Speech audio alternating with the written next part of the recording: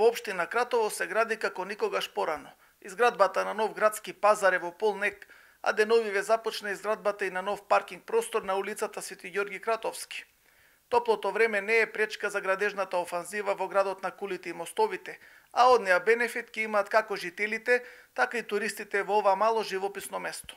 Минатата година подпишавме договор со Министерството за финансии и представникот на Европската унија, а Иво Орав, за 260.000 евра грант за општина Кратово.